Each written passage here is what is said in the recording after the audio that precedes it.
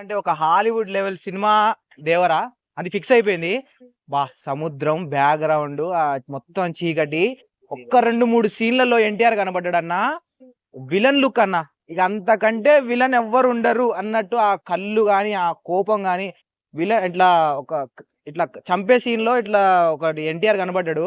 Goose bumps వచ్చినాయి ఆ scene. ఆ ఫేస్ కట్ కింద కళ్ళకి కాజలు పెట్టినట్టు అది మస్తు అనిపించింది అన్న. సీన్ మాత్రం వేరే ఉంది. అవునవును, అది కూడా ఎప్పుడు చూడలేదండి అలాంటి సీను. సముద్రం బ్యాక్గ్రౌండ్ మొత్తం ఎర్ర సముద్రంలో రక్తము సలార్ని మించి బ్లడ్ ఉంటదని నేను అనుకుంటున్నా.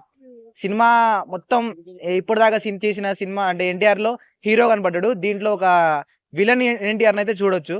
సినిమా మాత్రం అదే గ్లిమ్స్ మాత్రం వేరే రేంజ్ లో ఉన్నాయండి. అంటే ఇప్పుడు మనకి కొరటాల శివ చూసుకున్నట్లయితే లాస్ట్ లో ఆచార్య సినిమా పెద్దగా ఆడలేదు అండ్ బాక్స్ కొరటాల శివాని ఈ మూవీ తర్వాత ఆయనకి ఇంకొక సపరేట్ ఒక థీమ్ ఉంది అని అనుకోవచ్చు. ఈ సినిమా తర్వాత మొత్తం డైరెక్షన్ మార్చేసిన అనిపించింది టీజర్ చూసిన తర్వాత. ఇప్పటిదాకా చూసుకున్న సినిమాలు వేరు, ఈ సినిమా వేరు అన్నట్టు అనిపిస్తుంది.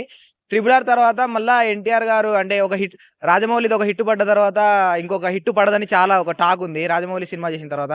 కానీ దీంతో RRR ని మించిపోయినట్టు యాక్టింగ్ ఉంటది. సినిమా కూడా ఆ లెవెల్లో ఉంటదండి. అంటే ఎంత కలెక్ట్ చేయొచ్చు? సలార్ కంటే ఎక్కువ కలెక్ట్ చేస్తుంది. అంతే.